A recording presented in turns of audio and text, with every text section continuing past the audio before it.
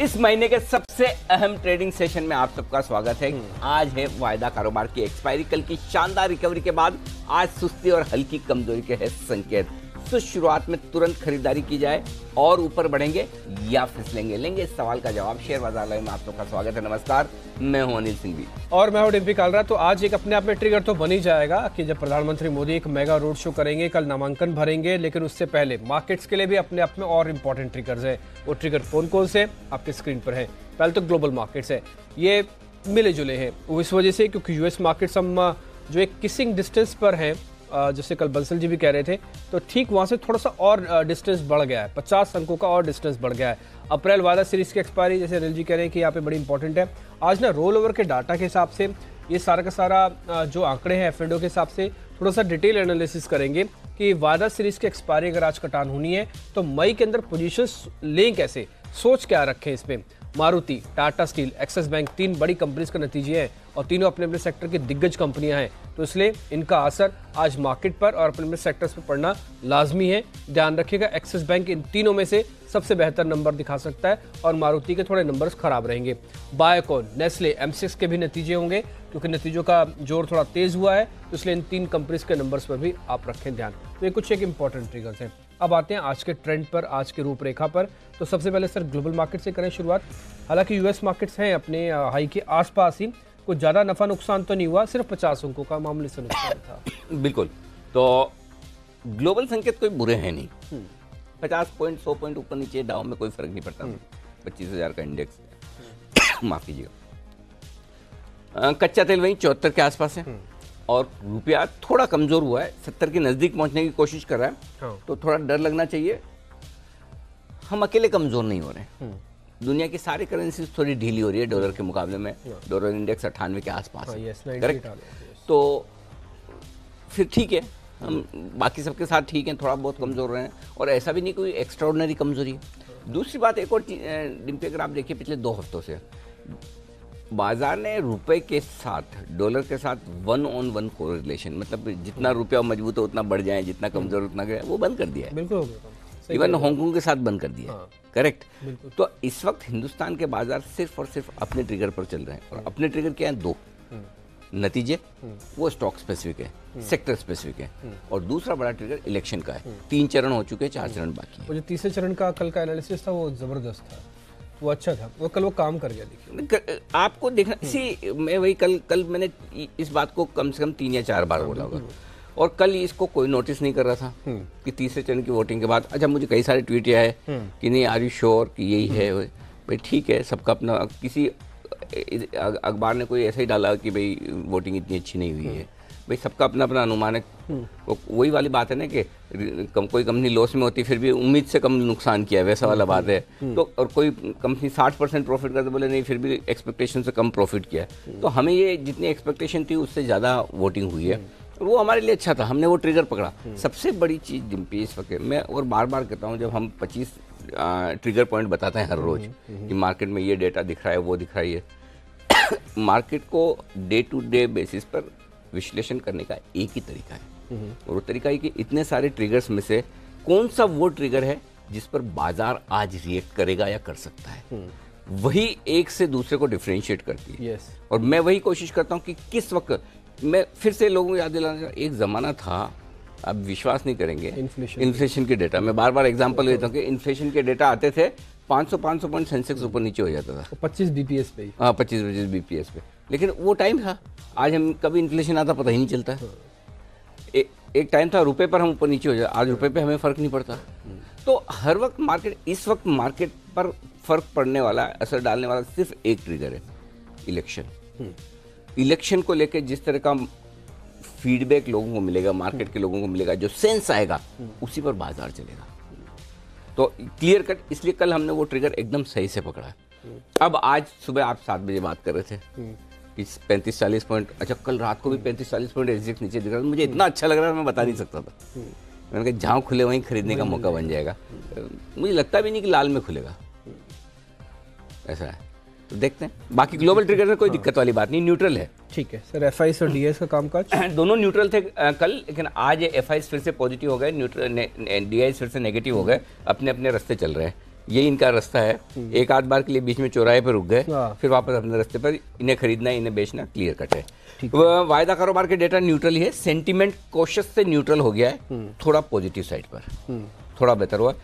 Trend neutral है, neutral ही है, कोई दिक्कत। ठीक है, इंटरेस्टिंग।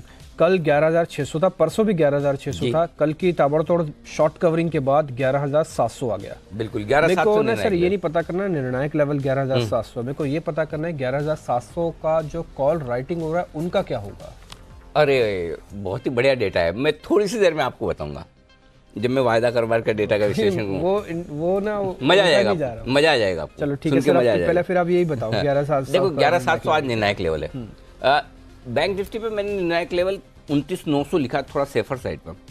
बेसिकली 29,900 के ऊपर आप मजबूत होना शुरू करेंगे, 29,800 के नीचे कमजोर होना शुरू करेंगे। तो वैसे ये देखा जाए तो ये 100 पॉइंट की रेंज निर्णायक रेंज है बैंक निफ्टी के लिए, जिसके बाहर निकलने पे आपको तेजी या मंदी का व्यू बनाना है। 29,800 29,900 के बीच में कुछ नहीं, लेकिन क्योंकि मैं तेजी के व्यू के साथ उतर रहा हूँ तो 29,900 मेरे लिए निर्णायक लेवल है। उसके ऊपर निकलने के बाद तेजी और बढ़ेगी। आज की छोटी रेंज 11,650 11,750 है निफ्टी की। मीडियम रेंज भी बनाई है 11,600 11,800 की। आज एक्सट्रीम रेंज भी दी है डीएमपी, और वो इसलिए दी कि एक्सपायरी का दिन है तो बनता है। 11,575 से 11,850 ये है एक्सट्रीम रेंज। 11,560-65 होता है, मैंने ग्राउंड फिगर में 11,575 लिख दिया। कल भी हमने आपसे पूछा था कि एक्सट्रीम रेंज आ जाएगा, तो आपने कहा आ जाएगा, पूरे चांसेस है एक्सपायरी से पहले। बिल्कुल, तो आज भी यही सवाल है, 850 तक की एक्सट्रीम रेंज है। मुश्किल है, मुश्किल है। उसका रीज़न है, रीज़न ये कि अगर आप 11,725 खुल जाए तो एक्सट्रीम रेंज आ सकती है, लेकिन अगर 11,700 या उसके नीचे खुले तो फिर आना मुश्किल है। अगर गैप से नीचे खुल गए तो फिर आना मुश्किल है, अगर ऊपर ही खुल गए तो आ भी सकती है। तो बड़ी बात नहीं, आ जाए तो आ भी जाए। ठीक है, लेकिन क्यों मैं इतना कॉन्फिडेंटली नहीं बोल रहा हूँ, ये भी मैं एफएनओ के डेटा में आपको बताऊंगा कि 11,850 आज आ ही जाएगा क्या। इसका कॉन्फिडेंस कम होने का एक रीज़न है, वो मैं बताऊंगा। ठीक है। अच्छा सर, बैंक निफ्टी में क्या करना है, आज की रेंज क्या है? अच्छा एक चीज, ये मैं मेरे मन से नहीं बोलता, मुझे जो डेटा दिखता है वो बोलता हूँ। ऐसा मुझे आप मेरे मन से पूछोगे तो मैं बोला हाँ लाइफ टाइम हाई क्यों नहीं बनना चाहिए, आज ही बनाओ। दिक्कत क्या है, तेजी होनी चाहिए, लेकिन मुझे डेटा भी बोलना चाहिए साथ में। खाली मेरे मूड से क्या होता है, मेरे सोचने से क्या होता है, जब तक अल्टीमेटली डेटा ही है जो काम करता है। तो सिंपल चीज है। 29,700 29,900 आज की बैंक निफ्टी की छोटी रेंज है। 29,650 से 30,000 मीडियम रेंज है।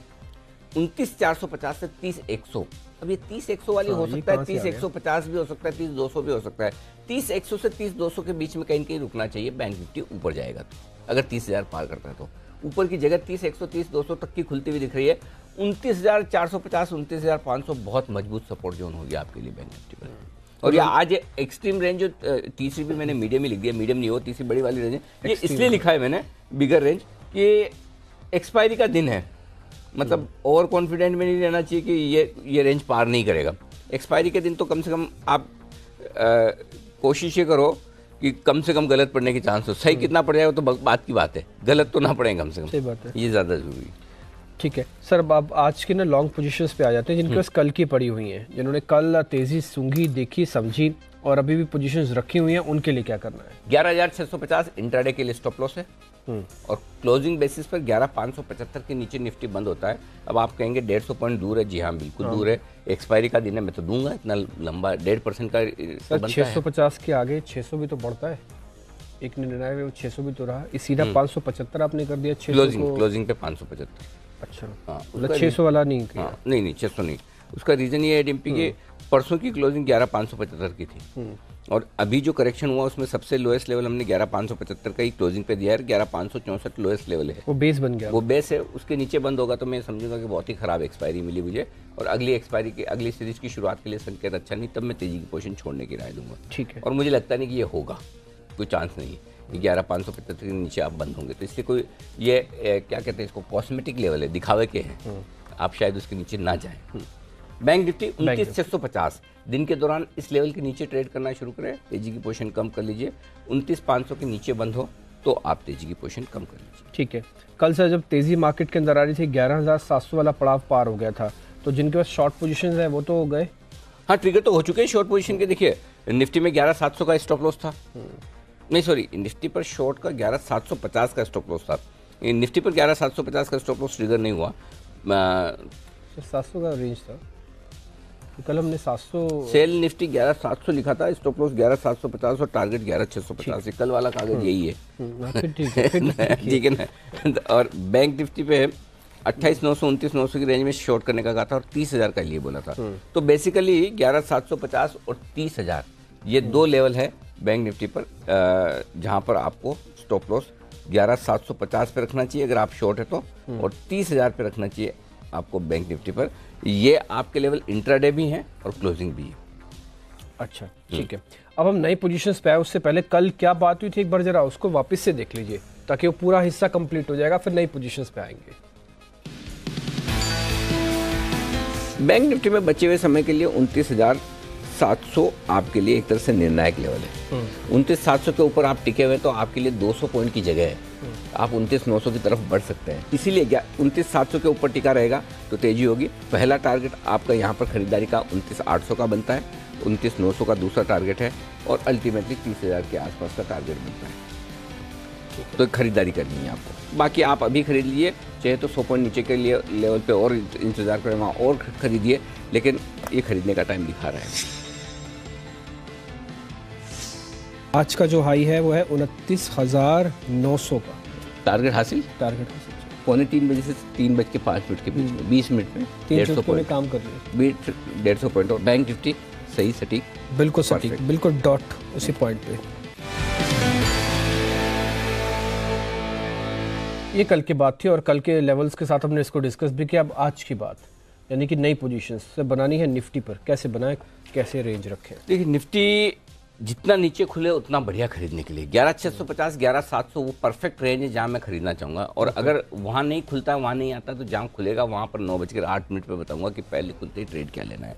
बाकी 11,650 11,700 की रेंज में खरीदना है। 11,600 आपका स्टॉप लॉस होगा, 11,735 11,800 11,850 ये 3 टारगेट के लिए। बेचना भी है, बेचना भी है, बिल्कुल बेचना है। 11,775 से 11,825 की रेंज में बेचना है। 11,875 आपका स्टॉप लॉस होगा, 11,725 11,700 तक के टारगेट के लिए फिर से कर सकते हैं आप बिकवाली। ठीक है, दोनों ही काम करने हैं। Done. Bank Nifty sir, bank Nifty खरीदना है 29,650 29,700 की रेंज में, मौका मिले तो जरूर खरीदिए। 29,450 का स्टॉप लॉस रखना होगा।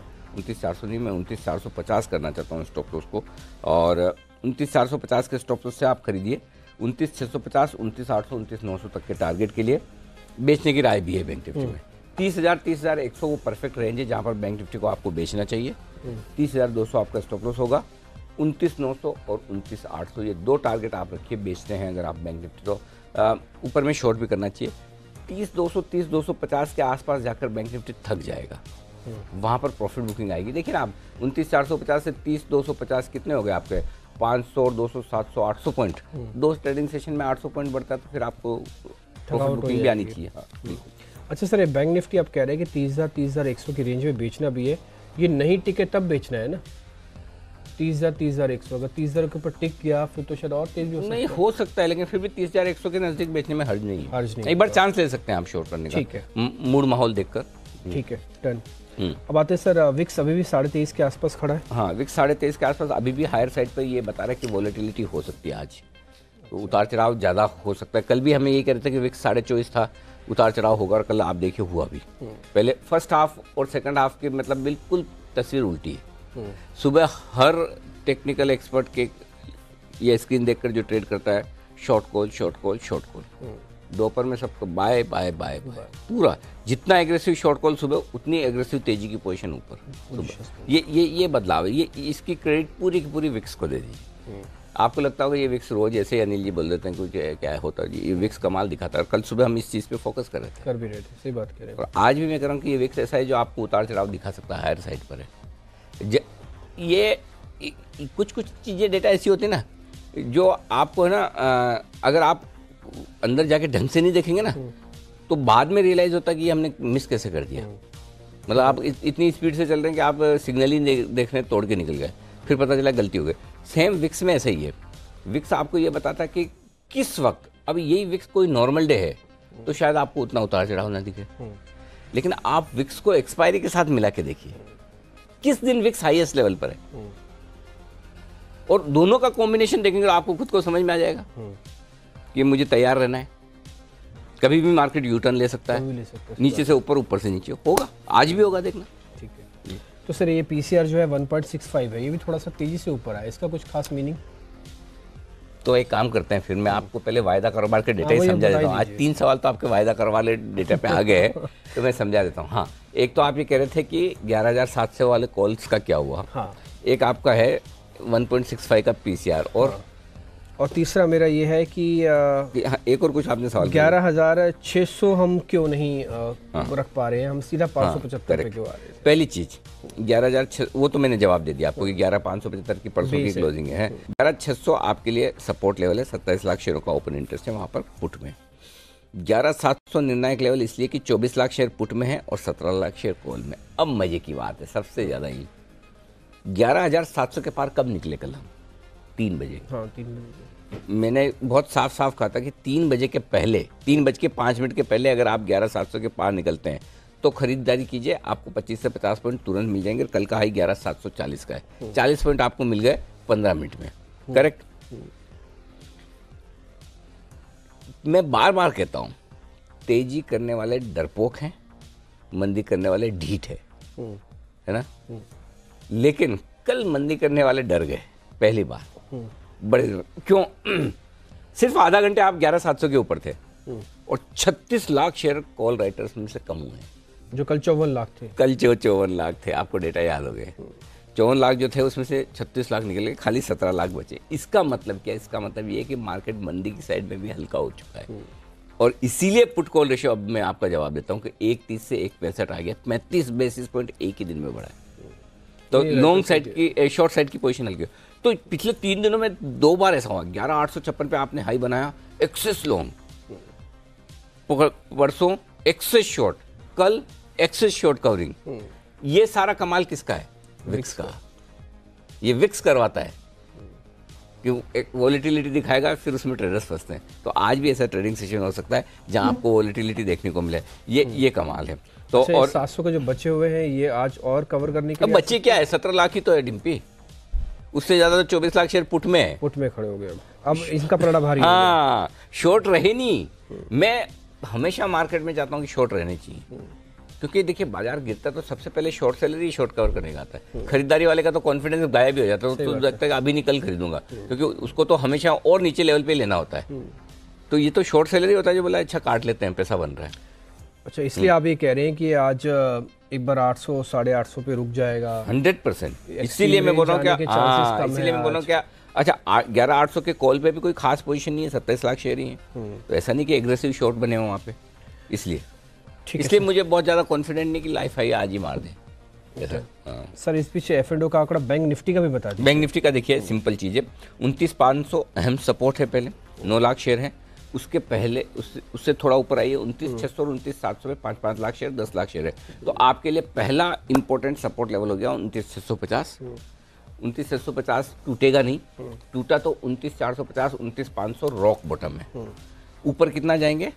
29,900 को पार करने में थोड़ा सा पसीना आएगा, वो पार किया तो 30,000 आपके लिए माउंट एवरेस्ट है, 10 लाख शेयरों का ओपन इंटरेस्ट है।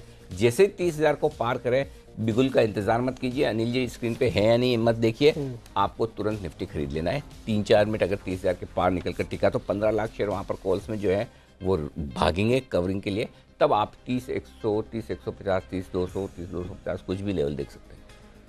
ठीक है, अब आते हैं सर अजय भाई एफआईएस के आंकड़ों पे भी, क्योंकि एफआईएस में जो ऑप्शंस का आंकड़ा सिर्फ 125 करोड़ माइनस का है और सब आंकड़े तो ठीक ही दिख रहे हैं। पौने 1,000 करोड़, पौने 1,000 करोड़ नहीं 975 करोड़ 975 पौने 1,000 करोड़ सोचना पड़ेगा क्या बोल रहे हैं।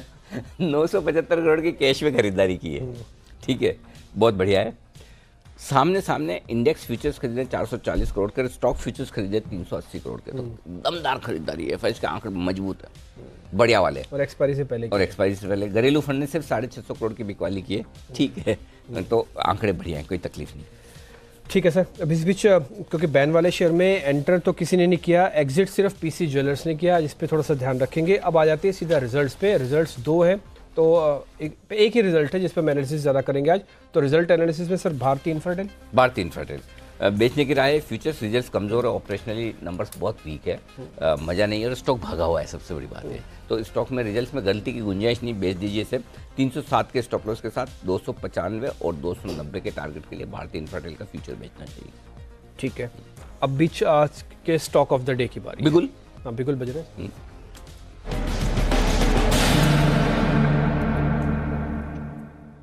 सर आज का stock M&M finance, Mahindra and Mahindra finance का फ्यूचर खरीदना है। हाँ। कल तो हम दिन भर यही देखते रहे, एनालिसिस करते रहे कि इसके नंबर्स खराब रहेंगे, लेकिन जब नंबर्स आए तो फिर वो रिकॉर्ड स्तरों पर आए, इंपॉर्टेंट आए। 430 कल इस लेवल पे मैंने आज के 2000 में दिया था इसको, एक ही स्टॉक दिया था कल पूरे दिन में। आज के 2000 M&M फाइनेंस खरीदने की राय। 430 का भाव था, 425 का स्टॉक लॉस, 440 और 445 के कल 2 टारगेट थे। मुझे नहीं पता आपके पास है कि नहीं है, नहीं तो आप बता ही देते क्या कहा था, आइए दिखा देते हैं, लेकिन ठीक है। लेकिन M&M फाइनेंस कल जो आज के 2000 में खरीदारी करने की राय, रिजल्ट्स बेहद शानदार है। आप किसी भी लिहाज से देख लें, बहुत ही बेहतरीन। 600 करोड़ का मुनाफा, मतलब लाजवाब है। एसेट क्वालिटी सुधरी है, नेट लेवल पे, ग्रॉस लेवल पे बहुत बेहतरीन। पूजा कह रही है इसमें AUM भी रिकॉर्ड स्तरों पर पहुंचे। AUM पे तो बहुत ही बेहतरीन रिजल्ट है। इन रिजल्ट्स के दम पर स्टॉक भागेगा। 430 जहां हमने रिकमेंड किया है वो स्टॉप लॉस का लेवल है, कॉस्ट का हो गया सबका, ताकि नुकसान ना हो। 445 450 ये 2 लेवल है जिसके लिए आपको खरीदना चाहिए। ठीक है, और गैप से भी खुल जाए 440 के आसपास तो मुझे आश्चर्य नहीं होगा। 440 भी क्या गैप है, 436 तो कल ही बंद हो गया। तो कल आई एम श्योर कि ये मैंने आपको एक चीज़ और बोली थी, ये मेरा दूसरा रिजल्ट पे टेक था। पहला टाटा ग्लोबल था, आपने देखा टाटा ग्लोबल के रिजल्ट कितने खराब आए। कई बार ऐसा होगा कि रिजल्ट का प्रेडिक्शन अलग होगा और स्टॉक प्राइस कभी कभी मूव आप जैसा सोचते हो वैसा नहीं होती, वो एक अलग चीज़ है। देखिए स्टॉक प्राइस मूव किसी के हाथ में नहीं, हमारे हाथ में तो बिल्कुल भी नहीं और होनी भी नहीं चाहिए किसी के हाथ में। स्टॉक प्राइस तो मार्केट ही डिसाइड करेगा किस तरफ जाएगी, ठीक है ना। लेकिन क्या आपका विश्लेषण, आपका अनुमान फंडामेंटली ठीक है? अगर टाटा ग्लोबल ने इतने खराब नतीजे पेश किए तो किए ही है, दिख रहा है। महिंद्रा एंड महिंद्रा फाइनेंस, हमने दूसरा रिजल्ट कहा कि बहुत बढ़िया नंबर्स आएंगे, आप देख लेना, नंबर्स इतने तगड़े हैं। अब स्टॉक 10 रुपये बढ़ता है, 15 बढ़ता है, 5 बढ़ता है या 10 गिरता है, वो अपनी जगह लगे। आपका अनुमान विश्लेषण परफेक्ट होना चाहिए, वो होना चाहिए। खैर वो है भी।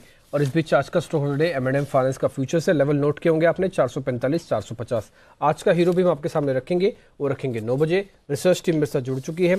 एक बार उनसे बात करने से पहले एक बार सर रोल ओवर के ना डाटा आपके पास आए होंगे, हाँ है ना, ये निफ्टी का 56 का रोल ओवर है और बैंक निफ्टी भी उतने ही लगभग, बैंक निफ्टी 55-56 है। कुछ खास मीनिंग यहाँ से? ना कुछ खास नहीं, ठीक है, ठीक है, ठीक है। इस पे थोड़ा और भी डिस्कस करेंगे। हाईएस्ट रोल ओवर और लोवेस्ट रोल ओवर के ग्राफिक्स भी आपको दिखते चलेंगे, ताकि पता लग जाए कि आप उस कैटेगरी में हैं जो आपका फ्यूचर है, शॉर्ट वाला या फिर लॉन्ग वाला। अब रिसर्च टीम जुड़ चुकी है। रजत हमको बताने वाले खबरों वाले शेयर, संदीप से भी कुछ स्टॉक्स एंड न्यूज़ लेते हैं और साथ ही साथ दिवांशी से जानते हैं आज की ब्रोकिंग हाउसेस की रिपोर्ट्स। रजत कीजिए शुरुआत आप। जी बिल्कुल, जो इंपॉर्टेंट रहेगा वो रहेगा बायोकॉन, क्योंकि आज बोर्ड बैठक है नतीजों पर। उसके बाद यहाँ पर जो बोनस शेयर अलॉटमेंट पे फैसला हो सकता है वो कहीं ना कहीं आज फोकस में रह जाएगा, क्योंकि सिंजीन ऑलरेडी बोनस शेयर का ऐलान कर चुकी है, तो बायोकॉन भी फोकस में है। इसके अलावा निफ्टी के जो नतीजे आने हैं उसमें मारुति सुजुकी, एक्सिस बैंक और टाटा स्टील, ये 3 बड़ी कंपनियां जो आज नतीजे पेश करेंगी और इनका इंपैक्ट मार्केट्स पे आता हुआ नजर आएगा। स्टॉक स्पेसिफिक भी वायदा कारोबार में जो लिस्टेड स्टॉक्स है उसमें नेस्ले पे फोकस है और साथ ही साथ MCX जो आज नतीजे जारी करने वाले हैं, और इसके अलावा Rallis, SBI life, AB money, Cyient, GHCL cash market में इन कंपनियों के नतीजे आने जिनको हम क्लोजली ट्रैक कर रहे हैं। लेकिन जो नतीजे आ चुके हैं उसमें इंडिया बुल्स हाउसिंग फाइनेंस, देखिए M&M फाइनेंस के नतीजे तो हो गए बेहतर, लेकिन इंडिया बुल्स हाउसिंग फाइनेंस के नतीजे कमजोर, और वो इसलिए क्योंकि जो मुनाफे की फिगर है उसमें 7% की गिरावट देखने को मिली है। 1006 करोड़ का मुनाफा कंपनी ने रिपोर्ट किया। NI में भी 4% की गिरावट देखने को मिली है, लेकिन खराब बात यह है कि तिमाही दर तिमाही पे इनके ग्रॉस NPA और नेट NPA दोनों में ही इजाफा देखने को मिला है। ग्रॉस NPA 0.88% पहुंचते हुए नजर आए हैं। दूसरा, ICICI प्रूडेंशियल, मिले जुले नतीजे इस कंपनी ने पोस्ट किए हैं। मुनाफे की फिगर 23% घटी, हम एक्सपेक्ट कर रहे थे 269 करोड़ का मुनाफा, 261 करोड़ का मुनाफा इस कंपनी ने क्लॉक इन किया है, और नेट प्रीमियम इनकम जो है वो 8,656 करोड़ से बढ़कर 10,056 करोड़ पहुंचती हुई नजर आई है, इजाफा है। सिंजीन, एक तो नतीजे बेहतर और दूसरा बोनस शेयर अलॉटमेंट के ऊपर कंपनी ने ऐलान कर दिया, 1 शेयर के बदले 1 बोनस शेयर सिंजीन देने जा रही है। मुनाफे की फिगर 84 करोड़ से बढ़कर 100 करोड़ पहुंची है, और आय जो है उसमें 409 करोड़ से बढ़कर 34 करोड़ का आंकड़ा सिंजीन ने दिखाया है। हालांकि मार्जिन 1.5% के आसपास जरूर टूटे हैं, लेकिन फिर भी 30% के मार्जिन सिंजीन ने रिपोर्ट किए हैं। अगला रहेगा श्रीराम सिटी यूनियन। यहाँ पर मुनाफे की फिगर 22 करोड़ से बढ़कर 250 करोड़ जरूर दिखाई देगी आपको, लेकिन इसको एडजस्ट करना होगा क्योंकि पिछली तिमाही में इंपेयरमेंट लॉस था 321 करोड़ के आसपास का। तो इस बार एडजस्ट करके देखें मुनाफे को। हालांकि नंबर्स एडजस्ट करने के बाद कुछ इतने एक्साइटिंग नजर नहीं आएंगे, पर आय जो है उसमें 1290 करोड़ से बढ़कर 1440 करोड़ पहुंची है और NII 904 करोड़ है वर्सेस 836 करोड़। और आखिर में ऑटोमोटिव स्टैंपिंग बहुत इंटरेस्टिंग, वो इसलिए क्योंकि यहाँ पर घाटा कंपनी ने पोस्ट किया है 9 करोड़ के मुकाबले 3.8 करोड़ का घाटा कंपनी ने पोस्ट किया है। लेकिन इसमें पॉइंट ये है कि इनका कामकाजी मुनाफा आया है और कामकाजी ये घाटे से मुनाफे में आई है। 3.5 करोड़ इनका घाटा था, अब वो कामकाजी मुनाफे में तब्दील हो गया। लगभग 1.2 करोड़ का 1.2 करोड़ का इन्होंने EBITDA प्रॉफिट शो किया। ठीक है पूजा, आप भी बताएं कुछ खबरों वाले शेयर्स। जी, कुछ आज के ट्रिगर्स पर नजर रख सकते हैं। आज 4 कंपनियों की बोर्ड की बैठक होगी जिसमें कि bank of Baroda, Hindustan copper, oriental hotels और टेक्समेको रेल, इन 4 कंपनियों की बोर्ड की बैठक होगी जिसमें कि पूंजी जुटाने पर विचार किया जाएगा, तो इस पर नजर रखिए। इसके अलावा क्विक हील, आज कंपनी के बायबैक की एक्स डेट है। यहाँ 275 के भाव पर कंपनी करीब 175 करोड़ के शेयर्स बायबैक करेगी। इसके अलावा जेट एयरवेज, यहाँ पर भी बड़ा डेवलपमेंट होने की खबर है। British entrepreneur Jason Ainsworth company में कंट्रोलिंग हिस्सेदारी खरीद सकती है, उसको खरीदने की इच्छा जताई है और इसके संदर्भ में कंपनी एंटरप्रेन्योर ने CEO को लेटर भी लिखा है और उनको SBI से बात करने के निर्देश दिए गए। तो एक बड़ा डेवलपमेंट होता हुआ जेट एयरवेज के लिए आज आप यहाँ नजर रखिए। इसके अलावा आज तमाम बैंकिंग स्टॉक्स फोकस में रहेंगे और इनके आने वाले अब जो नतीजे घोषित करेंगी उस पर आप नजर रखिए, क्योंकि खबर आ रही है कि RBI ने बैंकों को निर्देश दिया है कि IL&FS में जो भी एक्सपोजर है, जितनी भी प्रोविजनिंग की है, वो अब उनको नतीजों के साथ डिस्क्लोज करनी पड़ेगी। नतीजों में जो नोट्स टू अकाउंट होता है उसके तहत ये जानकारी देनी होगी कि IL&FS में उनका कितना एक्सपोजर है, कितनी प्रोविजनिंग कर चुके हैं और अगर वो NPA मान चुके हैं तो उसके सामने भी कितनी प्रोविजनिंग करनी पड़ी है। ये सारी डिटेल्स उनको आने वाले नतीजों में देना होगा। इसके अलावा एक और खबर आ रही है कि RBI रेजोल्यूशन नियम में बदलाव कर सकती है। अभी फिलहाल जो रेजोल्यूशन की प्रक्रिया है उसमें 100% लेंडर्स की मंजूरी लगती है, उसको कम कर अब 66% ही लेंडर्स की मंजूरी काफ़ी रहेगी रेजोल्यूशन प्रक्रिया को आगे बढ़ाने के लिए। तो ये जो तमाम खबरें आ रही हैं इसके चलते आज बैंकिंग शेयरों पर कुछ असर देखने को मिल सकता है। इसके अलावा कुछ प्रमोटर एक्शन भी हुए हैं। इमामी में प्रमोटर ने 20 अप्रैल को 30 लाख जो गिरवी रखे शेयर्स थे वो छुड़वा दिए हैं और मर्केटर में प्रमोटर ने अप्रैल में 5 से 10 अप्रैल के बीच जो भी गिरवी रखे शेयर्स थे वो छुड़ा दिए हैं। 21 लाख गिरवी रखे शेयर्स प्रमोटर्स की तरफ से छुड़वाए गए हैं मर्केटर्स में। तो आज यहाँ पे ये स्टॉक भी फोकस में रहेगा। ओके, तो ये सारे स्टॉक्स हैं जो आज खबरों के दम पर रहेंगे एक्शन में, लेकिन ढेर सारी ब्रोकरेज रिपोर्ट्स भी हैं, उनके दम पर भी एक्शन दिखने वाला है। देवांशी के पास हर रोज की तरह रिपोर्ट्स हैं। देवांशी, दोनों हैं अपग्रेड डाउनग्रेड? बहुत सारे, मोस्टली अपग्रेड्स हैं। Mostly upgrade, very good. खुश हो जाएंगे अल्ट्राटेक सीमेंट, क्योंकि जिस तरह से हम कल देख रहे थे ACC के जो नतीजे आए थे वो थोड़े से वीक थे, लेकिन उसके बाद जो अल्ट्राटेक सीमेंट के जो नतीजे आए थे वो बेहद शानदार आते हुए दिखे थे। और आप देखिए यहाँ पे जितने भी ब्रोकिंग हाउसेस हैं वो जो कमेंट्री है उनकी बेहद पॉजिटिव है। सबसे पहले CLSA की बात कर लेते हैं तो वो मानते हैं कि खरीदारी करके चलना चाहिए। लक्ष्य भी उन्होंने बढ़ा दिया है, 5025 से बढ़ाकर 5270 तक के नए लक्ष्य दे रहे हैं और ये मानते हैं कि इंडस्ट्री अब अपसाइकिल में है, डिसाइसिव अपसाइकिल में है। और FY 19 से 21 में EPS का जो अनुमान है उन्होंने लगभग 3% से लेकर 11% तक बढ़ा दिया है अगले 2 साल तक के लिए। साथ ही आप देखें यहाँ पे मॉर्गन स्टैनली ने भी जो रेटिंग है वो बढ़ा दी है, ओवर-8 की रेटिंग दे रहे हैं और साथ ही लक्ष्य भी बढ़ा दिया है, 5150 तक के नए लक्ष्य वो दे रहे हैं। सिटी वो भी यहाँ पे लक्ष्य बढ़ाकर 5250 तक के नए लक्ष्य दे रहे हैं और ये मानते हैं कि चौथी तिमाही में लागत घटने से काफ़ी फायदा कंपनी को मिलता हुआ दिखा है। कंपनी अगले साल तक कर्ज घटाने पर बहुत ज़्यादा फोकस कर रही है और आप देखिए जो करंटली उनका डेट टू एबिटा वो करीब 3 गुना है और वो घटाकर 2 गुना करने पर सबसे ज़्यादा फोकस है। डॉइच बैंक ने भी यहाँ पे अपने जो लक्ष्य वो बढ़ा दिए हैं, 4815 तक के नए टारगेट्स दे रहे हैं और ये मान के चल रहे हैं कि 2 चीज़ों पर कंपनी फोकस करी है। मार्जिन्स बढ़ाने पर, कीमतें यहाँ पे बढ़ने से मार्जिन्स भी बढ़ रहे हैं, कॉस्ट यहाँ पे घट रही है और साथ ही जो EPS का अनुमान है वो 8 से 10% तक उन्होंने बढ़ा दिया है। लेकिन वो मानते हैं कि यहाँ पे जो वैल्यूएशंस हैं वो अभी भी सस्ते हैं और 5 साल के औसत से लगभग 35% डिस्काउंट पर ये ट्रेड करता हुआ दिख रहा है और नोमरा भी 4400 तक के लक्ष्य वो दे रहे हैं।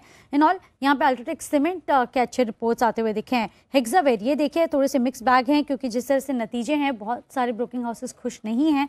मैक्वारी ने अपना आउट परफॉर्मेंस रेटिंग को बरकरार रखा है और लक्ष्य भी 20 रुपये से बढ़ा दिया है। मानते हैं कि दिक्कतों के बावजूद यहाँ पे उनकी जो नतीजे हैं वो थोड़े से बेहतर आते हुए दिखे हैं। लेकिन यहाँ पे नोमरा और मॉर्गन स्टैनली दोनों ही उन्होंने मेंटेन किया है और जो कमेंट्री है वो मॉर्गन स्टैनली की पॉजिटिव है। सारे ब्रोकिंग हाउसेस मानते हैं कि जो BFSI सेगमेंट है वहाँ से थोड़ी सी चिंता है, इसी को लेकर उन्होंने थोड़ी सी चिंता दिखाई है और जो EPS का अनुमान है वो मॉर्गन स्टैनली ने 2% तक बढ़ा दिया है। साथ ही इंडियाबुल्स हाउसिंग की अगर हम बात करें तो यहाँ पे क्रेडिट स्विस का रिपोर्ट आप देखिए न्यूट्रल रेटिंग है, लेकिन उन्होंने अपने लक्ष्य को घटा दिया है 200 रुपये से, 1000 से घटाकर 800 तक के लक्ष्य दे रहे हैं और मान के चल रहे हैं कि अर्निंग्स का जो अनुमान है उन्होंने 13 से 16% तक घटा दिया है। ज़्यादा राइट ऑफ के चलते एसेट क्वालिटी स्थिर दिख रही है, ओवरऑल एसेट क्वालिटी उनको खराबी दिख रही है। भारतीय इंफ्राटेल यहाँ पे रेटिंग भी घटाई है और डबल डाउनग्रेड यहाँ पे आता हुआ दिखा है CLSA का। बिकवाली की राय है आउट परफॉर्मेंस से, लक्ष्य यहाँ पे उन्होंने घटा दिया 15 रुपये से 285 तक के नए टारगेट्स हैं। चौथी तिमाही नतीजे खराब है और टेंडेंसी का आउटलुक भी काफ़ी खराब आता हुआ दिखा है और CLSA का ICICI प्रूडेंशियल पर पॉजिटिव रिपोर्ट आता हुआ दिखा है। खरीदारी की राय है, लक्ष्य भी उन्होंने बढ़ा दिया है, 450 से बढ़ाकर 475 तक के टारगेट्स वो बता रहे हैं। परसिस्टेंसी रेशियो यहाँ पे इंप्रूव होता हुआ दिखा है, नतीजे काफ़ी बेहतर हैं और वो ये मान के चल रहे हैं कि HDFC लाइफ से अगर हम कंपेयर करें तो वैल्यूएशंस में थोड़ी सी री रेटिंग की संभावना भी उनको दिख रही है। ठीक है, ये अलग अलग रिपोर्ट्स हैं जो कि आपको आती हुई दिखी है। इसमें अल्ट्राटेक को लेकर काफ़ी सारी रिपोर्ट्स हैं लेकिन ज़्यादातर बुलिश है, अपने टारगेट्स को बढ़ा रही हैं। अब आज के मेहमान हमारे साथ जुड़ चुके हैं, उनका स्वागत करते हैं। कुणाल जी और बंसल जी दिल्ली से हमारे साथ हैं, आशीष कोकरेजा जी हमारे साथ आज हैं आप फंडामेंटल एनालिस्ट के तौर पर, और राजेश पलविया आज हमको टेक्निकली और डेरिवेटिव के पॉइंट ऑफ व्यू से काफ़ी हद तक शेयर्स देख के बताएंगे कि आज बाजार में करना क्या है। आप सबका बहुत बहुत स्वागत है। तो राजेश जी पहले आपसे करें शुरुआत, तो पिक ऑफ द डे की, तो पहले पिक ऑफ द डे का बिगुल, फिर उसके बाद आज का पहला ट्रेड।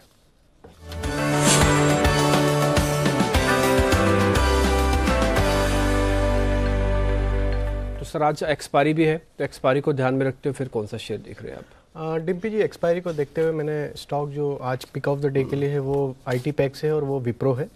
विप्रो में देखें तो कल के सेशन में एक अच्छा बाइंग इंटरेस्ट देखने को मिला। स्टॉक में रोल ओवर एक्शन भी ऑलमोस्ट 58% है, जो कि अबो नॉर्मल है अगर प्रीवियस डे से कंपेयर करें तो, और stock almost all time high के आसपास ट्रेड कर रहा है। सो मुझे लगता है ये स्टॉक में जिस तरीके का बाइंग एक्शन हमने पिछले कुछ दिनों में देखा है और जिस तरीके का रोल ओवर डेटा है और जो पोजीशन इंटैक्ट है लॉन्ग साइड की, उसको देखते हुए मुझे लगता है ये स्टॉक यहाँ से 300-305 की तरफ मूव करना चाहिए। तो कैश मार्केट के लेवल है 293 पे बाय करना चाहिए, 289 स्टॉप लॉस रख के 300 से 303 के टारगेट के लिए आज के लिए विप्रो बाय करना चाहिए। ठीक है, विप्रो आज के लिए बाय करें। आप नंबर से पहले भी इसके बारे में बात कर रहे थे, नंबर्स के बाद भी कल हमने सदाबहार बुलिश और एक और चीज़ भी कल नितिन मुरारका से मैं आपको फिर से दूसरी बार याद दिला रहा हूँ कि कल उन्होंने 2 शेयर हमको बताए थे, पहला रिलायंस इंडस्ट्रीज और दूसरा विप्रो था। करेक्ट, वो ये कह रहे थे कि इन दोनों शेयर को आप बिल्कुल निश्चिंत होकर रखिए, ये दोनों अच्छा चल जाएंगे। रिलायंस भी कल डे हाई पे, विप्रो आज राजेश जी फिर से कह रहे हैं खरीदारी के लिए। कुणाल जी गुड मॉर्निंग, आपकी तरफ से सर शेयर आज का। गुड मॉर्निंग डिप्पी जी, गुड मॉर्निंग अनिल जी। देखिए आज जो काउंटर मैंने चुना है इसकी चर्चा हमने कल के क्लोजिंग सेशन में की थी। स्टॉक में एक बड़ा ब्रेकआउट आते हुए नजर आ रहा था और ये स्टॉक है DCB बैंक। DCB बैंक ने 207 रुपए की एक अहम रेजिस्टेंस को कल के ट्रेड में पार किया है और मुझे लगता है कि स्टॉक से आज भी आपको तेजी की उम्मीद करनी चाहिए। बहुत ही क्लियर और बड़ा ब्रेकआउट चार्ट पर आता हुआ नजर आ रहा है, तो मेरी राय में 212 की बंदी है, इन स्तरों पर इसको खरीदें। 219 रुपए का टारगेट होगा पहला और उसके बियॉन्ड भी जाने की क्षमता रखता है एक्सपायरी के बाद। आज जो स्टॉप लॉस है वो 206 रुपए पर रखें, तो 206 का स्टॉप लॉस, 219 के टारगेट से बाय करना है DCB बैंक। कुणाल जी थोड़ा सा लेट नहीं हो गया DCB बैंक, क्योंकि 204 205 से भी ये इंडिकेट कर रहा था कि शायद थोड़ा चल जाएगा। अभी 12 का भाव है, जिन्होंने 205 206 का देखा हुआ, इस वजह से मैं बता रहा हूँ क्योंकि 205 206 पे ना हमने सिमी भौमिक से भी एक रिकमेंडेशन भी ली थी। उस दिन पूरा बाजार कमजोर था बट DCB चल रहा था, आपको ध्यान ही होगा, तब उन्होंने 210 का टारगेट भी दिया था, वो ऑलमोस्ट लगा भी था। थोड़ा लेट नहीं हो गए? देखिए डिप्पी जी, जो जिस समय की आप चर्चा कर रहे हैं उस समय मेरे ख्याल DCB के नतीजे आने वाले थे। हाँ, बिल्कुल, और बिल्कुल। उसके बाद जब इसके नतीजे आने के बाद जो ब्रेकआउट आया है उसके बाद अब चार्ट्स पर पुष्टि हुई है कि स्टॉक ने एक बड़ा ब्रेकआउट दिया है। कल बैंक निफ्टी में भी तेजी थी और DCB बैंक में जो ब्रेकआउट है ये बहुत ही बड़ा ब्रेकआउट आता हुआ नजर आ रहा है। तो एक मेजर रेजिस्टेंस जो कि 207 रुपए के आसपास थी, उसको कल ही के ट्रेड में DCB ने पार किया, इसीलिए आज सवेरे मैं इस पर खरीदारी की राय दे रहा हूं। मुझे पहले एक रेजिस्टेंस नजर आ रही थी 207 की, तो इसी वजह से मैं इस पर खरीदारी की राय नहीं दे रहा था। अब वो रेजिस्टेंस पूरी तरह से पार हो चुकी है, तो अब खरीदारी की राय। नहीं, आप समझे नहीं, डिम्पी जी ये आपसे कहलवाना चाह रहे हैं कि क्या आप सिमी जी से लेट नहीं हो गए ये कॉल देने में? ऐसे नहीं ऐसा तो नहीं है, बट हाँ ये मैं कह रहा था राजेश जी आप भी यही समझे ना? हाँ देखो राजेश जी ये समझे। मैं समझ रहे हैं राजेश जी, आप ऐसे नहीं समझे। आप ऐसे एक मिनट कुणाल जी क्या समझे, कुणाल जी से ही पूछे। अनिल जी मैं समझ के भी अनजान बना हुआ हूँ, तो मैं बिल्कुल डिम्पी जी का आशय पहली बार में ही समझ गया। पहली बार देखिए सब समझ गए डिम्पी जी, बिल्कुल सब समझ गए। कुणाल जी सब गलत समझे। चलिए इस मामले में सिर्फ और सिर्फ डिम्पी जी सही है, बाकी हम सब गलत है। अच्छा बताइए बंसल जी आपकी आज की pick. Good morning Anil ji, good morning Dimpy ji. Morning sir. Anil ji आज का मेरा पिक है बजाज होल्डिंग। बजाज होल्डिंग पे खरीदारी की राय है। ये स्टॉक साइडवेज जोन में चल रहा है, एक राउंडिंग बॉटम पैटर्न फॉर्मेशन बनाया है इसने। 3260 के स्टॉप लॉस के साथ बजाज होल्डिंग को खरीदने की राय है 3470 के टारगेट के लिए। कल आपने बजाज फाइनेंस भी दिया था, बाद में किरण जी ने बजाज फिनसर्व दिया और आज बजाज होल्डिंग भी है। तो बजाज ग्रुप के जो शेयर्स हैं उसकी होल्डिंग कंपनी है, तो इसका बेनिफिट होना स्वाभाविक है। इसलिए बंसल जी की लिस्ट में आज टेक्निकल भी ठीक लग रहा है और फंडामेंटली तो आपको बता ही दिया कि सारी कंपनी अगर ग्रो करे तो होल्डिंग का बेनिफिट आएगा। 3470 आज का टारगेट, 3260 आज का स्टॉप लॉस है। बजाज होल्डिंग पे भी ध्यान रखें। आशीष जी भी इस बीच हमारे साथ आज सुबह सुबह जुड़े। आशीष जी नमस्ते। बाजार ऑलमोस्ट अच्छी बढ़त कल के सेशन में दिखा चुका है, आज अच्छा बेस भी बना हुआ है। सबसे ज़्यादा कन्विक्शन वाला सौदा सभी चीज़ों को ध्यान में रखते हुए, ग्लोबल, क्रूड, करेंसी, इलेक्शन, वो कौन सा ट्रेड है? देखिए इस समय जिस तरीके से मार्केट रिएक्ट कर रहा है, क्लियरली दिख रहा है कि हम ग्लोबल सिनेरियो को भी भुलाकर अपने पैटर्न पे नए हाई की तरफ जा रहे हैं। और जो एक सेक्टर में जो आपके साथ हमेशा से डिस्कस करता हूं, जो हमें अच्छा लगता है वो बैंकिंग। और बैंकिंग में जो पीएसयू स्पेस है, वहां पे जो बड़े कॉर्पोरेट बैंक्स हैं वहां पे काफी समय से एक बुलिश स्टैंड लिए हुए हैं हम लोग। और वहां पे बैंक ऑफ बड़ौदा जो जिस तरीके से ये पूरी साइकिल प्ले आउट हो रही है, जो ये रिकवरी साइकिल प्ले आउट हो रही है और जो स्लिपेजेस मॉडरेट हो रहे हैं, और गवर्नमेंट के लिए एक क्या बोलते हैं, एक बहुत इंपॉर्टेंट मैसेज है कि ये जो रिफॉर्म था मर्जर का वो ठीक से प्ले आउट। तो गवर्नमेंट की पूरी बैकिंग है इस पूरे मर्जर को, और इसको सक्सेस होना बहुत इंपॉर्टेंट है हमारे लिए बैंकिंग रिफॉर्म्स के लिए। सो आई थिंक ये पूरा अगर आप कॉम्बिनेशन आगे बढ़ाएं तो I will not be surprise that this sector keeps on performing for some more time. और अगर हम थोड़ा सा मार्केट में प्रॉफिट टेकिंग देखते भी हैं हाई के पास, तो मुझे नहीं लगता कि ये सेक्टर आपको निराशा देगा, रादर आपको बाइंग अपॉर्चुनिटी देगा। मैं यहां से 3 से 6 महीने के अंदर इसमें 150 तक के स्तर भी आते हुए देख सकता। ठीक है, तो आप कह रहे हैं बैंक ऑफ बड़ौदा करीब 150 तक भी आ सकता है अगले 2 से 3 महीने के अंदर। आज सरकारी बैंकों के लिए 2 खबरें हैं और दोनों ही बड़ी इंटरेस्टिंग है। एक खबर है नेगेटिव, जिसमें सभी सरकारी बैंकों को और इंस्टीट्यूशंस को ये कहा गया है कि आपका जो कुछ भी आईएलएफएस में एक्सपोजर है, इस बार जो आप रिजल्ट डिक्लेयर करेंगे उस रिजल्ट के साथ बताइए। यानी कि हर एक बैंक को अपने रिजल्ट के साथ ये बताना पड़ेगा कि आईएलएफएस को कितने पैसे दिए हैं, पोल खुल जाएगी। ये नेगेटिव है। लेकिन दूसरी साथ में पॉजिटिव खबर है कि आईएलएफएस की जो एसेट्स हैं उसको जो रिजोल्यूशन करना, उस रिजोल्यूशन के लिए लेंडर्स में 66% यानी 2/3 लेंडर्स भी अगर मान लेते हैं तो रिजोल्यूशन प्रोसेस को आगे बढ़ाया जा सकता है। उस रिजोल्यूशन प्रोसेस में थोड़ा सा बदलाव किया है, राहत देने की कोशिश की। तो ये दोनों चीज़ें हैं, एक पॉजिटिव है एक नेगेटिव है, लेकिन दोनों की वेटेज भी एक जैसी है। हाँ, तो इस बार हो सकता है अब जो रिजल्ट आ गए अभी तक आ गए वो तो ठीक है, और अब पता नहीं आज एक्सिस बैंक है तो एक्सिस बैंक भी रिजल्ट अब तो साइन कर चुके होंगे, और ये तो ऑडिटेड वाले वो तो ये तो साल वाले रिजल्ट है ना, तो हो सकता है ना है। लेकिन इसके बाद वाले बैंकों के जो रिजल्ट आएंगे उसमें अब आपको हमेशा ये देखना पड़ेगा कि किसी भी बैंक का रिजल्ट जो आ रहा है, हो सकता है बैंक के साथ एनबीएफसी भी ये डिक्लेयर करने की कोशिश करें कि हमारा आईएलएफएस में जो एक्सपोजर है वो हम बता दें।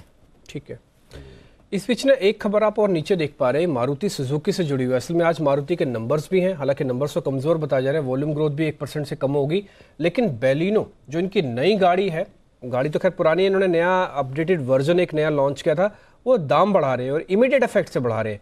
पेट्रोल डीजल दोनों ही वेरिएंट के गाड़ियों के दाम बढ़ाए जा रहे हैं। दाम कितने बढ़ रहे हैं अभी तो खैर खबर नहीं है, लेकिन जैसे आएगी तो पता लगेगा। लेकिन मान के चलिए 2-4 हज़ार तो दाम बढ़ेंगी, इससे कम तो क्या बढ़ेंगे, 6.5-7 लाख की गाड़ी है ये, तो ये दाम बढ़ाने की खबर है। और आज ही मारुति के नंबर्स है, तो लगे हाथ एक बार मारुति के नंबर्स भी आप स्क्रीन पर दिखा दें।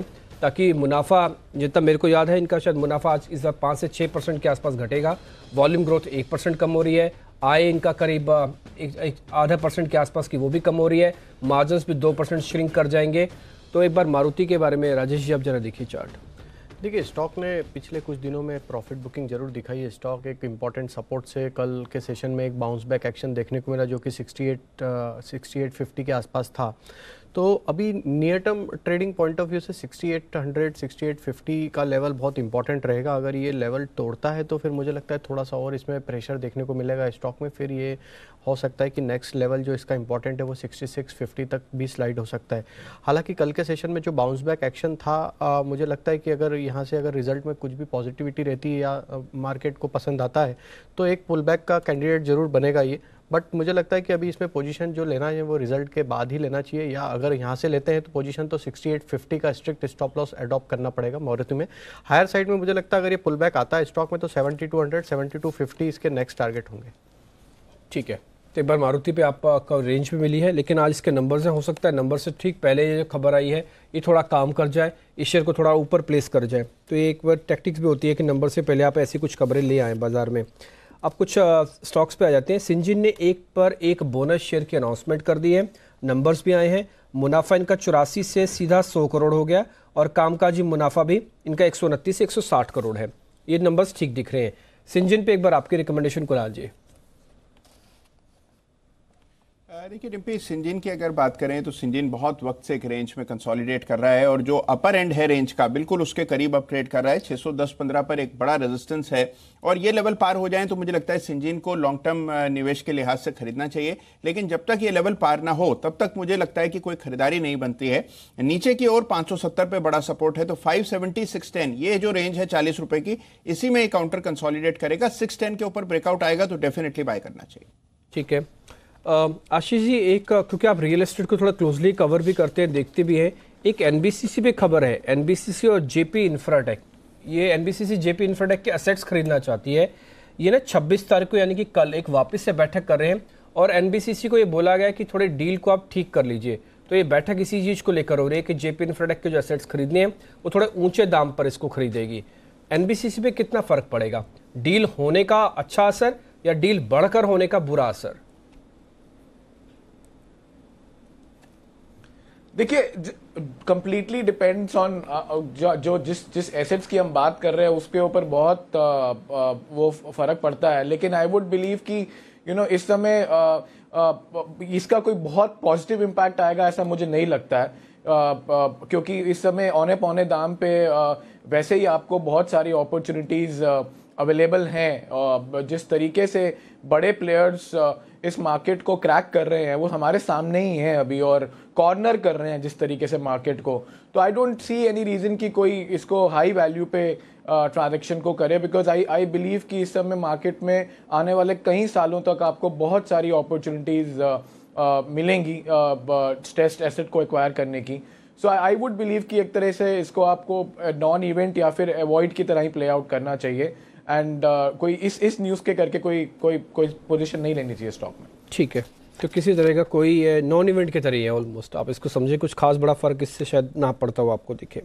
इस बीच एसबीआई को लेकर एक खबर ये भी है कि ये कुछ रकम जुटाना चाहते हैं, बोर्ड से इनको अप्रूवल आ चुकी है। एसबीआई कल का स्मार्ट मूव इसका भी था। बंसल जरा इसकी चार्ट देखिए, मैं खबर बताता हूँ। FY20 में, वित्त वर्ष 20 में जो शुरू हो गया है उसमें ये $250 करोड़ रकम जुटाना चाहते हैं। देखिए डिम्पी जी, स्टेट बैंक में देखें तो नीचे में इसने एक अच्छा सपोर्ट लिया है 304 305 के ऊपर। जिसने ले रखा है डिम्पी जी 305 के स्टॉप लॉस के साथ होल्ड करना चाहिए। नई खरीदारी के लिए डिम्पी जी मैं थोड़ा सा वेट करूंगा। एक बार 314 के लेवल स्पॉट मार्केट में टूटते हैं और इसके ऊपर सस्टेन करता है तब एक शॉर्ट टर्म मोमेंटम देखने को मिलेगा। तो एग्जिस्टिंग खरीदार जिन्होंने लिया हुआ है 305 के स्टॉप लॉस के साथ होल्ड करें। नई खरीदारी 314 के लेवल्स के डिसाइसिवली टूटने पे करनी चाहिए। इस बीच एक खबर और है जरा, ये कॉर्पोरेट गवर्नेंस से जुड़ी हुई। इमामी के प्रमोटर्स ने 20 अप्रैल को 3 लाख शेयर छुड़वा लिए हैं। एक बार कुणाल जी जरा इसके बारे में देखिए। इमामी कई दिनों से ना लाइमलाइट पे भी नहीं है, यानी कि चल नहीं रहा। ऐसा कभी मूव नहीं दिखता कि स्क्रीन पर आपको 3-4% का बड़ा मूव दिख जाए और आप इसको नोटिस करें और पूछे भी, इसके बारे में बात भी करें। ऐसा नहीं हो रहा। आज का दिन हो सकता है क्या इसके साथ ये? देखिए बिल्कुल सही आपने कहा कि ऑफ द रडार हो गया है बहुत समय से डिम्पी इमामी, लेकिन और चार्ट्स में भी कमजोरी हमने देखी है। ये स्टॉक 660 रुपए से घटकर अब 400 रुपए के आसपास ट्रेड कर रहा है। मुझे लगता है कि इसमें डेफिनेटली एक बेस यहाँ 380 के आसपास बना है। हाल में एक शार्प डिक्लाइन आया था, उसके बाद एक बहुत शार्प अब एक करेक्शन आता हुआ दिख रहा है ऊपर की तरफ। मुझे लगता है कि इस स्टॉक में डेफिनेटली बेट ले जानी चाहिए। 385 के आसपास एक स्टॉप लॉस रखें। पहला टारगेट 420 रुपए का होगा और 420 इसने निकाल दिया तो फिर यहां पर आपको 460 तक का एक मोमेंटम बनता हुआ दिख सकता है। तो इमामी में डाउनसाइड रिस्ट्रिक्टेड लग रही है और 385 के स्टॉप लॉस से खरीदारी कराए। ठीक है, इस बीच आईसीआईसीआई प्रूडेंशियल इस पे क्योंकि रिपोर्ट आई है, नंबर्स तो वैसे मिक्स दिख रहे हैं कई मानों में, लेकिन रिपोर्ट कह रही है कि यहाँ पे थोड़ी सी तेजी आ सकती है। एक बार राजेश जी तेरा आईसीआईसीआई प्रूडेंशियल देखे तो नंबर मिक्स्ड है, मुनाफा इनका 23% घटा है। देखिए डिम्पी जी, स्टॉक का जिस तरीके का बिहेवियर हमने पिछले कुछ दिनों में देखा है, stock on the verge of breakout level के आसपास ही ट्रेड कर रहा है, ये जो कि इसका लेवल होता है 366 का। सो ये एक बार स्टॉक अगर 366 निकलता है तो एक इसमें चार्ट पे ब्रेकआउट देखने को मिलेगा और फिर ये इसमें ब्रेकआउट प्ले में ये स्टॉक यहाँ से मुझे लगता है 685 और 400 तक के भी लेवल इसमें आगे आने वाले दिनों में देखने को मिलेंगे। अगर हम पिछले 3-4 वीक का मूव देखें तो स्टॉक एक बहुत नैरो रेंज में कंसोलिडेट हो रहा है। सो 366 का अगर ब्रेकआउट मिल जाता है तो मुझे लगता है स्टॉक 385 400 की तरफ मूव करेगा।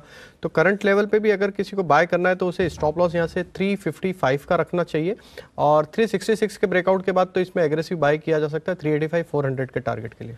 ठीक है, इस बीच नंबर्स की कड़ी में इंडियाबुल हाउसिंग के बारे में सर मैं पहले आपसे ही पूछना चाहता हूँ क्योंकि इन पे ना 2-3 खबरें अलग अलग ये भी आ रही हैं। ग्रुप पूरा ये कह रहा है कि हम रियल एस्टेट से भी बाहर जा सकते हैं, अगर हमको बैंक लाइसेंस मिलना और कोई अड़चन आती है ना तो हम रियल एस्टेट से भी बाहर आ जाएंगे। वो जाना ही पड़ेगा, उसके बगैर मिलेगा भी नहीं। हाँ, और दूसरा इनके नंबर्स के हिसाब से देखो नंबर में 2-3 चीज़ें हैं। ऐसे आप नंबर देखेंगे तो अनुमान से कम आए हैं नंबर्स, क्योंकि जो अनुमान लगा रहे हैं लेकिन उसमें 120-130 करोड़ का टैक्स का भी इम्पैक्ट है, वो निकाल कर देखें तो नंबर उतने बुरे नहीं हैं। लेकिन दूसरी तरफ एसेट क्वालिटी हल्की सी थोड़ी सी कमज़ोर हुई है। तो पहले मैं न्यूट्रल साइड में बता दूं, न्यूट्रल साइड पे क्या है, रिजल्ट्स उतने बुरे नहीं टैक्स का एडजस्टमेंट करने के बाद। नेगेटिव साइड पे क्या है, एसेट क्वालिटी थोड़ी सी कमज़ोर हुई है। पॉजिटिव साइड पे क्या है, इस तिमाही में लगभग 7,300 करोड़ के आसपास के इन्होंने लोन बांटे हैं।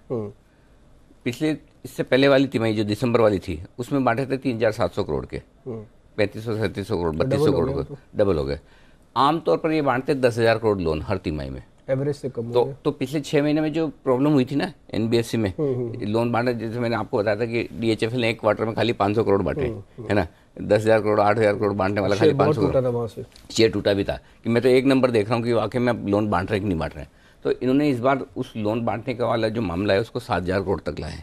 पहले रन रेट थी हर तिमाही में 10,000 करोड़ की, और जो कल कौन कॉल हुआ उसमें मैनेजमेंट ने ये ज़रूर कहा है कि भाई हम इस तिमाही से जो ये पहला महीना चल रहा है अप्रैल का, हम पुरानी रन रेट के आसपास आ जाएंगे 10 वाली। हाँ 10 वाली। तो अब आप इसको कैसे देखते हो, half glass full half glass empty वाला मामला क्यों? और यही सारे एफआईज भी कर रहे हैं, जहाँ सीएलएस से लोन डिसबर्समेंट को अच्छा समझ के ये मान रहा है कि ट्रैक पे आ जाएगा, 920 का टारगेट है, वहीं मॉर्गन 600 बोल रहा है।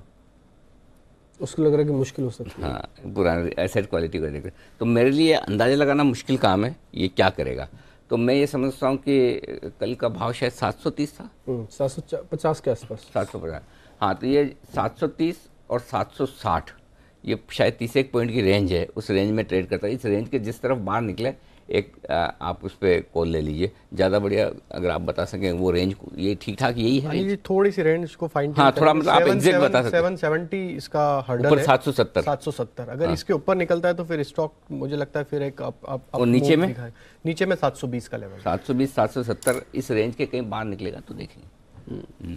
ठीक है, इस बीच बायोकॉन को लेकर भी एक बैठक है, वो भी एक बोनस देना चाहते हैं, सिंजिन ने तो दे ही दिया। एक बार जरा इस पे भी रिकमेंडेशन लेना चाहेंगे। कुणाल जी जरा आप देखिए, बायोकॉन 613 पे। देखिए बायोकॉन का चार्ट और सिंजिन का चार्ट अगर आप एक साथ मिला करके देखें डिम्पी, तो इसमें बहुत सिमिलरिटीज है। दोनों स्टॉक्स लगभग 6 महीने से एक रेंज में ही ट्रेड कर रहे हैं, और बायोकॉन की रेंज जो है वो लगभग 600 रुपए से लेकर के 675 रुपए की 10% की रेंज है। मुझे लगता है कि 600 के आसपास बायोकॉन को खरीदने में हर्ज नहीं है, क्योंकि 600 पर एक बड़ा सपोर्ट है। ये लेवल टूटा तो एक स्टॉप लॉस 595 पर रखना चाहिए। ऊपर की ओर मुझे लगता है ये स्टॉक 650 पहले और 675 बाद में दिखा सकता है, तो यहां पर रिस्क रिवॉर्ड बहुत फेवरेबल है। इन स्तरों पर मेरी राय में बायोकॉन को भी खरीदना चाहिए। आशीष जी, एक सवाल है, अल्ट्राटेक के नंबर्स आए, अल्ट्राटेक के नंबर्स के बाद ना नजरिया फिर से बदल गया। इससे पहले एसीसी ने निराश किया, 24 घंटे के अंदर अल्ट्राटेक के नंबर्स आए, वॉल्यूम ग्रोथ आई, और आज सुबह आप कैपेसिटी के बारे में भी बता रहे थे बिल्कुल कि ये सारी चीजें फिर से नजरिए को बुलिश बना रही हैं। तो आप सीमेंट पे कितना बुलिश और आपका पसंदीदा शेयर? सीमेंट पे अल्ट्राटेक पे जितने रिपोर्ट आप पढ़ेंगे, रिपोर्ट में एक बड़ी इंटरेस्टिंग चीज कही गई है कि सीमेंट साइकिल अब ऊपर की तरफ जा रहा है। और हमने रिसर्च गुरुकुल में जब ये शो किया था, मेरे ख्याल से दूसरा सेक्टर सीमेंट था शुगर के बाद, उसमें वरिंदर बंसल ने ये बात साफ कही थी कि जैसे ही इंडस्ट्री का कैपेसिटी यूटिलाइजेशन 70% के ऊपर निकलता है, और ये अल्ट्राटेक के प्रेजेंटेशन में आप जाकर देखेंगे, एसीसी के प्रेजेंटेशन में आप जाकर देखेंगे नतीजे के बाद कौन कॉल में, तो इन्होंने कहा कि कैपेसिटी यूटिलाइजेशन जो पिछली तिमाही के अंत में 69% था, इस बार 71% आ चुका है इंडस्ट्री का। तो इंडस्ट्री का 71% आना प्लस जो अभी पहली तारीख से और दाम बढ़ने की तैयारी, मैं बोल रहा हूँ आपको, आप नोट करके रख लीजिए, इस पहली तारीख से सीमेंट के और दाम बढ़ जाएंगे। ठीक है, कैपेसिटी और सीमेंट के दाम कहाँ बढ़ेंगे सबसे ज़्यादा, सोचिए साउथ में, जब पहले से ज़्यादा है, पहले से ज़्यादा है और बढ़ेंगे।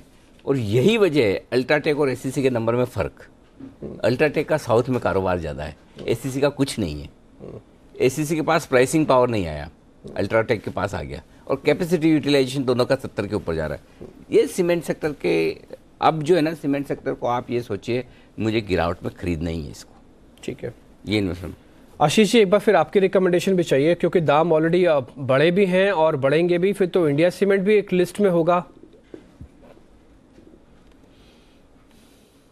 आई थिंक अनिल जी ने कुछ ज़्यादा छोड़ा नहीं मेरे लिए, बहुत अच्छे से उसको समराइज किया है, क्योंकि यूटिलाइजेशन वाला पॉइंट बहुत इंपॉर्टेंट है। और आप एक ही बात समझ लीजिए कि अगले साल की कमेंट्री कैसी जा रही है। अभी जो आपने अल्ट्राटेक को, अभी और रिजल्ट भी आपको सामने आएंगे, तो कमेंट्री तो बहुत अच्छी लग रही है। तो इस हिसाब से कुछ थोड़ा स्मार्ट ट्रेड कर सकते हैं, एसीसी की गिरावट का फायदा उठा सकते हैं। मैं इन लेवल्स पे नहीं बोलूंगा late ACC sort of see some more pain. Then because of the way the whole commentary is looking in terms of your capacities and also pricing, I think वो एक अच्छा हो सकता है। अल्ट्राटेक इनफैक्ट मैं हमेशा ऐसे मौकों पे थोड़ा, अगर आप ध्यान करें तो मैं हमेशा थोड़ा कॉन्ट्रेरियन हो जाता हूँ। I would have ideally set कि अल्ट्राटेक यहाँ पे छोड़ दीजिए, ACC ले लीजिए, बट इस पॉइंट ऑफ टाइम पे मैं बोलूंगा अल्ट्राटेक पे अभी और भी अपसाइड है और चलेगा, और ACC में आप नीचे मौका ढूंढिए। प्लस एक मिड कैप में जो मैं पिछले कई टाइम से आपसे डिस्कस करता आ रहा हूं, वहां पे अपॉर्चुनिटी ढूंढिए। प्रिज्म है, JK लक्ष्मी है, हिडलबर्ग है, ये 3-4 स्टॉक्स हैं, या इनका एक छोटा सा पूल बनाकर आप वो भी रख सकते हैं। सो ओवरऑल कमेंट्री अगले साल के लिए सीमेंट की सडनली टर्न अराउंड हुई है कल के इवेंट के बाद। ठीक है, ये अल्ट्राटेक के नंबर्स का इंपैक्ट आप हिडलबर्ग सीमेंट पर भी देख पा रहे हैं। ये भी उसी समय ही चला जिस समय अल्ट्राटेक के नंबर्स आए। प्रिज्म और JK लक्ष्मी सीमेंट और हैं जहां पर आप देख सकते हैं सौदे। ये एक छोटा सा कलेक्शन भी है जो अगर आप सीमेंट कंपनी से बनाना चाहें तो बना सकते हैं। बिल्कुल।